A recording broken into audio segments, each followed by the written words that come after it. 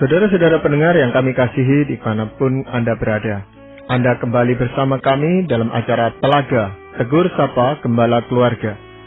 Saya Gunawan Santoso dari Lembaga Bina Keluarga Kristen akan berbincang-bincang dengan Bapak Pendeta Dr. Paul Gunadi.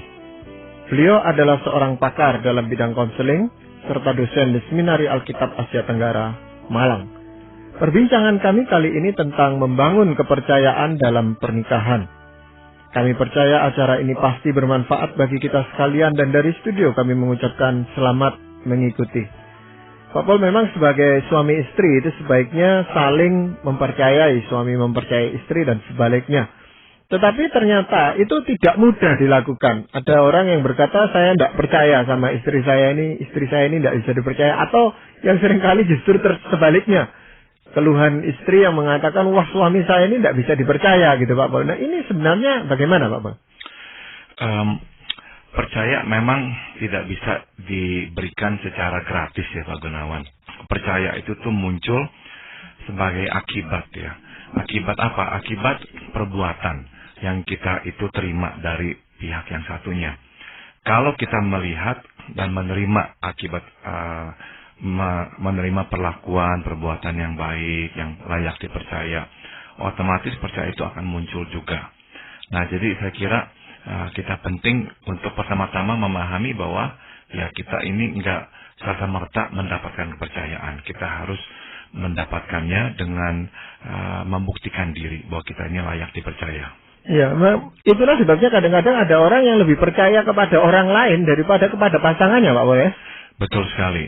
Ya, biasanya memang kalau itu terjadi, ada hal-hal yang memang telah terjadi dalam hidup mereka sebelumnya. Ya, nah ini bagaimana supaya pasangan kita itu percaya kepada kita? Karena tidak enak Pak Paul ya, sebagai pasangan tidak dipercaya itu kan tidak enak ini.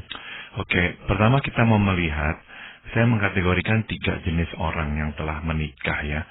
Ada orang yang menikah itu tuh membawa kepercayaan yang sedikit sekali. Kenapa kok ya sedikit ya? Karena memang pernikahan mereka penuh dengan gelombang. Nah, awal-awal berpacaran penuh konflik, mungkin ya hal-hal itu yang akhirnya menghilangkan kepercayaan. Tapi ya dengan kepercayaan yang masih tersisa, mereka menikah, terus membuktikan diri bahwa mereka layak dipercaya. Akhirnya kepercayaan itu bertambah. Nah, ini hal yang positif. Kebalikannya yang terjadi, yang negatif yaitu ada orang yang memasuki pernikahan dengan rasa percaya yang tinggi. Karena memang masa berpacaran dibuktikan dengan kepercayaan yang baik. Setelah itu mereka mengalami banyak masalah. Ada hal-hal yang dilakukan oleh seseorang yang nggak lagi layak dipuji, nggak lagi positif, sehingga si pasangan nggak bisa lagi percaya kepada dia. Karena itu hilanglah kepercayaan. Nah, itu berarti masalah ya. Nah, yang ketiga ada orang-orang yang memasuki pernikahan justru dengan rasa berjaga-jaga. Dua-dua mempunyai rasa berjaga-jaga. Yaitu nggak mau memberikan kepercayaan. Mungkin dua-dua dari latar belakang yang kurang positif. Sehingga dua-dua itu takut mempercayakan diri kepada orang. Mereka takut kalau mereka mempercayakan diri, maka nanti akan dikecewakan. Jadi ada orang yang masuk ke dalam pernikahan sudah membawa ketidakpercayaan. Nah, ini juga tidak sehat. Nah, jadi hal-hal inilah yang kita mau lihat dalam pernikahan. Mudah-mudahan kita ini bukan masuk dalam kategori yang ketiga atau yang kedua tadi. Nah, kalau kita masuk dalam kategori yang kedua dan yang ketiga, nah ini yang kita akan coba lakukan untuk membereskannya. Ya, kalau kita pada awalnya kurang percaya kepada pasangan, itu seringkali juga karena pengenalan kita yang terbatas pada saat kita berpacaran, Pak Paul. Mungkin waktunya kurang, atau juga ada orang yang mengabaikan hal ini gitu. Dipikir toh nanti aja lah setelah menikah nanti kan saya bisa percaya sama dia, atau sebaliknya gitu, Pak Paul. Ya, dan ternyata hal-hal ini yang nggak langsung hilang begitu saja. Kita perlu memang untuk fokuskan ya, untuk bisa bereskan. Jadi marilah kita lihat ya, ada 2 hal yang ingin saya angkat. Yang pertama adalah kepercayaan itu tuh sebetulnya dibangun di atas kompetensi dan karakter ya, 2 hal yang perlu kita camkan. Apa yang saya maksud dengan yang pertama kompetensi? Kompetensi adalah kemampuan, kesanggupan. Jadi kalau kita menikah dengan seseorang yang memiliki begitu banyak ketidakbisaan, akan sukar bagi kita untuk membangun rasa percaya. Kita minta dia membantu, mengurus ini, melakukan itu. Nggak bisa, semua nggak bisa. Semuanya berantakan. Nah, nggak bisa enggak, hal-hal ini akan mengganggu. Nah, biasanya kalau relasi dibangun di atas kebergantungan, ini akan menjadi buahnya. Apa yang saya maksud dengan kebergantungan? Begini, ada orang yang menikah dengan orang yang memang nggak memiliki kepercayaan diri dan banyak nggak bisanya. Akhirnya dia bersandar pada kita untuk melakukan hal-hal itu baginya. Nah, di dalam suasana kebergantungan itu, sudah tentu ya kita jadinya terpaksa melakukan banyak hal bagi pasangan kita. Namun pada akhirnya adalah kita memang nggak memiliki kepercayaan terhadap kompetensinya, terhadap kebisaannya. Nah, sudah tentu itu nantinya itu berpengaruh. Kalau ada apa-apa, kita cenderung mengambil alih. Karena kita nggak percaya bahwa dia bisa melakukannya. Dan daripada kita percayakan, dia melakukannya dan nggak beres, berantakan, tambah kacau lagi, yaudah dah kita ambil alih. Sehingga pada akhirnya relasi nikah kita menjadi relasi yang memang nggak seimbang. Di mana kita cenderung ya harus mengurus lebih banyak, bertanggung jawab akan lebih banyak hal, supaya keluarga bisa tetap berjalan dengan baik. Ya, seringkali dalam kaitan kompetensi itu Pak Paul, orang berdalih bahwa bukan saya tidak bisa melakukan itu, tapi saya percaya pada kamu aja yang selesaikan gitu. Itu bagaimana lalu Pak Paul? Kalau itu didasari atas memang ya ketulusan, nggak bisa, ya nggak apa-apa dan harus kita tolong ya. Namun kalau orang itu mengelak untuk melakukannya, saya kira kita mesti ngomongnya apa adanya kepada dia dan berkata, saya rasa kamu bisa kok. Coba kamu lakukan sebisa kamu. Kalau nanti dalam perjalanannya kamu mengalami kesulitan, ya silakan cari saya akan bantu. Tapi ya sekali lagi pentingnya bagi suami istri itu untuk masing-masing mengerjakan bagiannya. Kalau masing-masing nggak mengerjakan bagiannya, yang satu mudah angkat tangan dan berkata, saya nyerah, kamu saja. Ya, kalau kita tahan, kita nggak berkeberatan, ya nggak apa-apa. Tapi lama-lama saya kira ada orang yang nggak tahan dan rasa, kok saya semua yang harus memikul beban ini. Namun, dampak yang lebih serius adalah yang berkaitan dengan kepercayaan. Kepercayaan kita memang nggak begitu tinggi kepadanya, sebab kita khawatir kalau kita percayakan hal-hal penting ini nanti nggak beres, begitu. Itu dalam hal itu kan orang tidak atau meragukan kemampuan dari pasangannya itu Pak Paul, kan? Apakah itu bersangkut paut langsung dengan menaruh percaya itu tadi? Iya, jadi kita memang cenderung percaya kepada orang yang mampu. Kita kurang percaya kepada orang yang kita anggap orang mampu. Nah, sudah tentu kita juga harus introspeksi diri ya. Apakah kita terlalu idealis? Ada orang yang mempunyai standar terlalu tinggi. Semua harus dikerjakan sebaik dia mengerjakannya. Nah, itu juga nggak bisa. Jadi ya perlu kesediaan untuk memeriksa diri sendiri ya. Kalau kita tahu kita memang terlalu idealis, terlalu tinggi ya harapannya, kita harus ya turunkan, sesuaikan sehingga pasangan kita bisa mencapai yang kita harapkan itu. Jadi ya saya kira penting ya untuk kita bisa ya menurunkan standar. Nah, sudah tentu yang lebih penting kita lakukan adalah membangun pasangan kita ya, supaya bisa mengembangkan kompetensi ini. Bagaimana caranya? Saya anjurkan yang pertama adalah kita sering-seringlah memuji pasangan. Makin sering memuji, makin orang termotivasi untuk mencoba. Sebaliknya, makin mengkritik, mencela, makin kecil ya semangatnya untuk mengerjakan atau mencoba. Takut nanti belum apa-apa sudah dimarahi, dicela, akhirnya ya dia menyerah sebelum dia memulainya.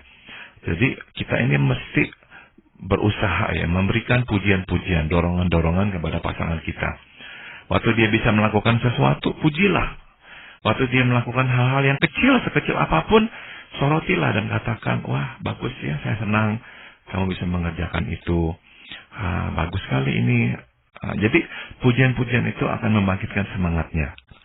Nah, di pihak yang memang merasa dirinya kurang, saya minta jangan ragu untuk memohon pertolongan. Kadang-kadang ini masalahnya. Kita itu tuh nggak mau mengakui kita nggak bisa. Kita memerintah pasangan untuk menyuruhnya melakukan ini itu, tapi kita nggak mau mengakui bahwa sebetulnya kita nggak bisa. Saya kira pasangan akan lebih bersedia menolong kita kalau kitanya rendah hati dan berkata, saya butuh bantuanmu. Bisa nggak kamu menolong saya? Nah, sehingga walaupun pasangan tahu ya kita kurang bisa, kompetensi kita kurang, tapi ya kita rendah hati, kita mau memohon bantuannya. Nah, ini akan bisa menyelesaikan banyak masalah. Masalah sering muncul karena pihak yang membutuhkan nggak mengakui dia nggak bisa, malah menyalahkan pasangannya. Kamu kok kurang memperhatikan, kamu kok nggak mau ini, nggak mau itu. Nah, yang disalahkan tambah defensif, tambah nggak mau membantu. Akhirnya relasi makin merenggang. Ya, itu tentu hal-hal yang berkaitan dengan kehidupan rumah tangga mereka, Pak Paul ya. Jadi kompetensi di sini apa yang bisa dilakukan untuk rumah tangganya. Jadi tak terkait dengan prestasi dia di kantor atau di masyarakat dan sebagainya, Pak Paul. Betul. Ini semua berkaitan dengan hal-hal atau tugas-tugas yang dilakukan oleh suami, istri atau ayah, ibu. Betul sekali. Nah, misalkan contoh yang konkret adalah kita mengharapkan istri kita menjadi mama bagi anak-anak. Artinya apa tuh? Ya bisa dengarkan anak, ya bisa mengayomi, mengasuh, memberikan petunjuk kepada anak, menyayangi anak lagi sakit, dirawat. Nah, itu bagian dari membangun kepercayaan. Kalau si suami melihat, iya istri saya kok bisa ya ngayomi, bisa kok itu memperhatikan si anak, merawatnya lagi sakit, si anak lagi ada masalah juga bisa dikasih nasihat dengan baik. Itu akan membangun rasa percaya. Kebalikannya juga sama, si istri melihat suami kok bisa ya mempercaya mengurus anak-anak waktu dia nggak ada, waktu dia butuh, dia bisa meminta bantuan, suaminya melakukannya. Nah, itu yang akan membangkitkan rasa percaya di dalam rumah tangga. Iya, bahwa istri bisa melakukan fungsinya dengan baik dan suami pun demikian pula, Pak Paul ya. Betul. Nah, faktor yang lain untuk membangun kepercayaan selain kompetensi apa, Pak Paul? Karakter, Pak Gunawan. Karakter itu berarti sesuatu yang sangat pribadi ya, suatu kualitas dalam diri seseorang. Kita susah mempercayai orang yang kita anggap berkarakter buruk. Misalnya, kalau kita sudah beranggapan bahwa pasangan kita itu tuh nggak tulus, membohong, ngomong apa, melakukan apa, wah itu tuh langsung akan mengurangi nilai kepercayaan. Kita nggak bisa lagi percaya kepadanya. Jadi karakter ini sangat-sangat penting sekali. Misalkan saya berikan contoh, kalau pasangan kita terus berkata, saya mengasihimu, tapi dia kok jarang memberikan waktu untuk kita. Kalau kita meminta waktu dia nggak berikan. Namun kalau temannya mau ajak dia pergi, dia selalu ada waktu untuk teman-temannya. Nah, kita lama-lama akan berkata, enggak dia nggak begitu baik ya orangnya. Kalau sama istri sendiri, aduh, nggak bisa berikan waktu. Tapi untuk teman-temannya bisa berikan waktu. Begitu kita mempertanyakan karakternya, nah akhirnya udah kita nggak bisa lagi tuh mempercayai dia. Nah, ini lebih sulit daripada yang kompetensi, Pak Paul ya. Kalau kompetensi tadi orang masih bisa belajar asal dia mau belajar. Sedang karakter ini kadang-kadang terbawa sejak masa mudanya atau bahkan ketika dia masih anak atau apa, itu kan lebih sulit, Pak Paul, untuk merubah karakter ini. Sulit sekali, dan apalagi gini Pak Gunawan, pada akhirnya kita itu tuh menyimpulkan karakter seseorang berdasarkan pengamatan kita ya. Misalkan setiap kali kita meminta bantuannya dia nggak menolong kita, tapi kalau orang lain dia tolong.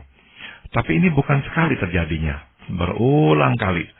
Nah, dia mungkin berkata saya lupa lah, saya apalah dan sebagainya. Namun kalau ini terjadi berulang kali, nggak bisa enggak, kita mulai menarik kesimpulan. Nah, ini nih titik yang mulai berbahaya. Begitu kita mulai menarik kesimpulan, berarti kita sudah mulai melabelkannya, mencapnya, bahwa dia memang bukan orang yang baik. Sebab kalau dia orang yang baik, dia akan memberikan waktu yang cukup untuk saya, memberikan pertolongannya waktu saya memintanya, tapi dia tidak melakukannya. Dia hanya melakukannya untuk orang lain, supaya dilihat baik. Nah, pengamatan demi pengamatan melahirkan kesimpulan. Kalau kita sudah sampai pada kesimpulan, kita susah sekali mengubahnya. Kita itu tuh akhirnya berkata, ya dia memang seperti ini, karakternya seperti ini. Nah, untuk kita mengubah kembali kesimpulan, itu yang susah. Karena kesimpulan biasanya didasari atas beberapa pengalaman, bukan hanya satu. Ya, tapi ada orang memang yang terlalu gampang untuk menjadi tidak percaya gitu Pak Paul ya. Jadi terhadap pasangannya, selalu curiga dan sebagainya. Ini sebaliknya dari bukan karakter di pasangannya, tapi karakter pada orang ini sendiri yang bermasalah gitu Pak Paul. Nah, ini nih masuk dalam kategori yang tadi kita sudah bicarakan, yaitu ada orang yang memang memasuki pernikahan dengan rasa percaya minim karena menganggap bahwa dia hidup dalam dunia yang penuh dengan ancaman, penuh dengan ketidakbaikan, keburukan. Jadi dia selalu harus berjaga-jaga. Nah, kenapa kok sampai ada orang mempunyai pemikiran seperti itu? Misalnya, dia memang dibesarkan di rumah di mana orang tua itu terlalu sering konflik. Tidak ada relasi yang baik antara orang tua. Dan anak-anak setiap hari itu disuguhi dengan ketegangan demi ketegangan. Tidak bisa tidak, si anak ini akan melihat dunianya, yaitu rumah tangganya saat itu, sebagai dunia yang tidak aman. Dunia yang kapan waktu bisa meledak. Sehingga dia selalu berjaga-jaga, tidak merasa bisa tentram dengan mudah. Atau dia melihat langsung peristiwa di mana, misalkan, orang tuanya menjadi korban perbuatan orang yang merugikannya. Karena ditipu misalkan, mereka harus pindah rumah, jual harta, sehingga harus hidup susah. Nah, kalau ini terjadi, bisa akhirnya menanamkan benih ketidakpercayaan pada diri si anak. Orang itu hati-hati tuh, jahat tuh. Orang itu tuh mau mengambil kesempatan tuh, mau memanfaatkan kita tuh. Apalagi kalau orang tuanya terus-menerus mengingat dan membangkit-bangkitkan masalah itu. Kalian jangan sampai ditipu lagi. Belajar dari kami tuh. Kami dulu terlalu percaya sama orang. Lihat tuh hasilnya tuh. Nah, akhirnya kami kehilangan kehilangan semuanya, harta habis semuanya. Jangan kamu seperti itu lagi ya. Nah, kita akhirnya disuguhi dengan nasihat-nasihat seperti itu. Setelah kita besar, kita benar-benar memang akan mengembangkan sikap manusia itu tuh jahat dan akan mengambil kesempatan. Jadi kita harus berjaga-jaga. Nah, dalam kasus yang lain lagi yang khusus adalah ya kita menjadi korban akibat perbuatan salah satu orang tua kita. Misalnya, ibu kita jatuh dalam dosa, mengkhianati ayah, berhubungan dengan pria lain. Apa yang akan menjadi akibatnya? Kita kehilangan kepercayaan. Kalau ibu bisa berkhianat, orang lain pun bisa berkhianat. Jadi akhirnya kita berketetapan hati, nggak mau lagi percaya pada orang. Nah, hal-hal seperti inilah yang berpotensi ya untuk membuat kita menjadi orang yang tidak mudah percaya. Iya, Bapak, kalau ada orang itu yang tidak bisa dipercaya karena sesuatu hal atau di dalam satu bidang, misalnya dia janji-janjinya dia tidak bisa dipercaya. Setiap janji dia selalu tidak bisa tepati gitu Pak Bos. Apakah selalu orang mengambil kesimpulan sendiri dalam semua hal dia tidak bisa dipercaya gitu Pak Bos? Seharusnya memang kan tidak begitu ya Pak Gunawan ya. Tapi begini, kita harus menyadari bahwa kita ini manusia yang merindukan ketentraman, keamanan. Kita nggak mau itu dirugikan. Jadi kita cenderung kalau sudah pernah dilukai ya, dicederai, kita cenderung berhati-hati. Nah, itulah sebabnya waktu kita menjadi korban janjinya yang nggak tepat berkali-kali, kita nggak mau lagi diperlakukan seperti itu dan dikecewakan. Jadi kita mengembangkan sebuah opini, sebuah kesimpulan, orang ini nggak bisa dipercaya. Jadi memang opini atau kesimpulan itu tuh kita bentuk untuk melindungi diri supaya jangan sampai kita dikecewakan lagi untuk ketiga kalinya misalnya. Itu sebabnya kita mesti berjaga, mesti hati-hati dengan apa yang telah kita janjikan, karena ini akan langsung mencederai kepercayaan. Kita nggak boleh beranggapan orang akan selalu memahami kita, dan nggak akan tuh mengembangkan rasa curiga, nggak percaya kepada kita. Oh jangan. Kalau kita berbuat seperti itu, ya orang akan nantinya tuh nggak lagi percaya kepada kita, dan kita harus menuai hasil dari perbuatan kita. Ya, tapi apakah mungkin Pak Paul ya, seseorang yang tidak mempercayai kita di dalam satu bidang itu lalu selalu mengungkit-ungkit kamu ini tidak bisa dipercaya, dan orang itu makin tidak dipercaya, dia makin menunjukkan perbuatannya yang memang dia tidak bisa dipercaya. Itu sulitnya gitu Pak Paul. Saya sekali lagi memahami kenapa orang akhirnya kehilangan kepercayaan ya. Tapi memang seyogianya lah kita itu tuh nggak sampai membabi buta menyamaratakan semua hal. Sebab ada orang-orang dalam soal ketepatan waktu misalnya ya, itu lemah. Jadi kalau janji jam 2, munculnya jam 2:30. Namun dalam hal lainnya, misalkan saya akan tolong kamu ya, dia benar-benar tolong. Ya, jadi kalau dia bilang saya mau bantu, dia akan bantu. Nah, kita itu seharusnya yang mesti spesifik melihat kekurangan orang. Nah, orang yang memang rasa percayanya sudah tipis, begitu melihat orang ini kok gagal ya memenuhi janjinya, udah langsung dicoret dari daftar kepercayaannya. Dalam segala hal orang ini nggak akan lagi dipercaya. Nah, ini masalahnya terletak pada diri kita, bukan pada diri orang itu yang nggak bisa memenuhi ya kepercayaannya. Jadi kita mesti periksa diri kita sendiri.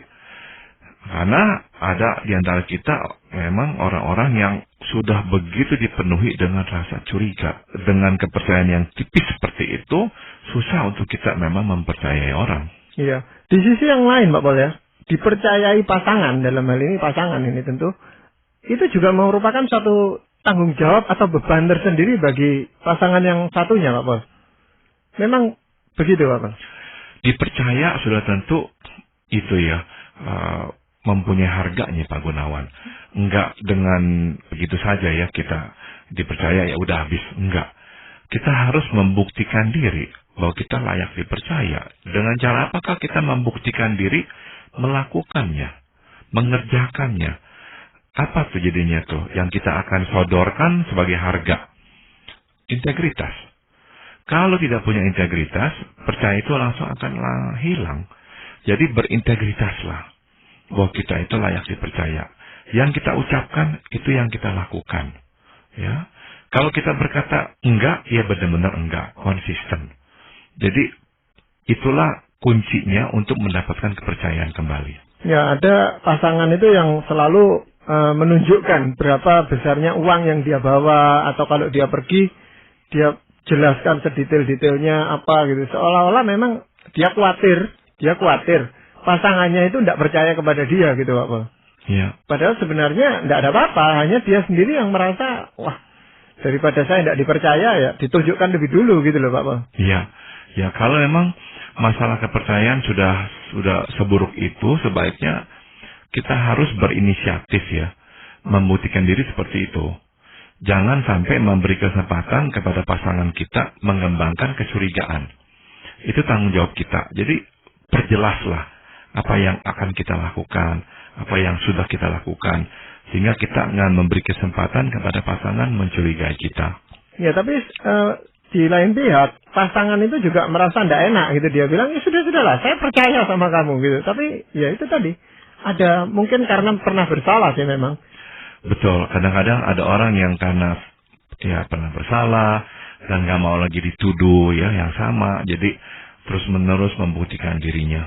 Ya, tapi ada juga pasangan yang selalu curiga gitu. Jadi sementara pasangannya baru datang dari luar kota, diperiksai semua tasnya, isi kantongnya dan sebagainya. Dan ini membuat orang merasa tidak dipercayai gitu Pak. Dan tidak sehat sekali Pak, karena gini Pak Gunawan, pada akhirnya tindakan yang seperti itu menciptakan iklim ketidakpercayaan dan mendorong si pasangan akhirnya untuk bersembunyi dan mulai berbohong.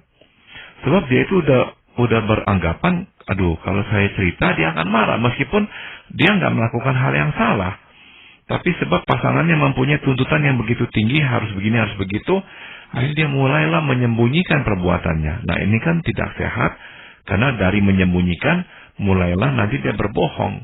Dia mulai berbohong berarti dia akan makin tergoda melakukan hal-hal yang salah. Iya, Pak Paul, dalam hal ini apakah Pak Paul mau menyampaikan firman Tuhan?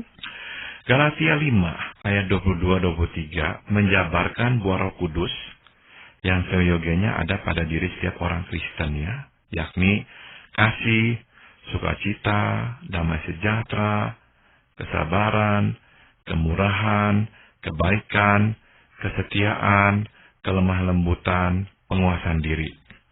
Nah, rasa percaya niscaya bertumbuh tatkala kita melihat suami sebagai suami yang penuh kasih dan kesabaran. Kita melihat istri sebagai istri yang penuh sukacita dan penguasaan diri dan sebagainya. Jadi, kembangkanlah buah Roh Kudus. Ikutilah firman Tuhan. Jadilah orang yang sabar. Jadilah orang yang murah hati. Jadilah orang yang menguasai diri. Nah, waktu kita menjadi orang yang seperti itu, karakter kita menjadi karakter yang indah dan terpuji, pasangan pun akan lebih mempercayai kita. Sehingga masalah bisa selesai. Ingat ya, pernikahan dibangun di atas kepercayaan. Dan pernikahan dihancurkan dengan ketidakpercayaan. Jadi bangunlah kepercayaan. Ya, terima kasih Pak Paul untuk perbincangan ini. Dan para pendengar sekalian, kami mengucapkan banyak terima kasih Anda telah mengikuti perbincangan kami dengan Bapak Pendeta Dr. Paul Gunadi dalam acara Telaga, Tegur Sapa Gembala Keluarga. Kami baru saja berbincang-bincang tentang membangun kepercayaan dalam pernikahan. Bagi Anda yang berminat untuk mengetahui lebih lanjut mengenai acara ini, silakan menghubungi kami lewat surat. Alamatkan surat Anda ke Lembaga Bina Keluarga Kristen atau LBKK, Jalan Cimanuk 58, Malang. Anda juga dapat menggunakan email dengan alamat telaga@indo.net.id. Kami juga mengundang Anda mengunjungi situs kami di www.telaga.org. Saran-saran, pertanyaan, serta tanggapan Anda sangat kami nantikan. Akhirnya dari studio kami mengucapkan terima kasih atas perhatian Anda dan sampai jumpa pada acara Telaga yang akan datang.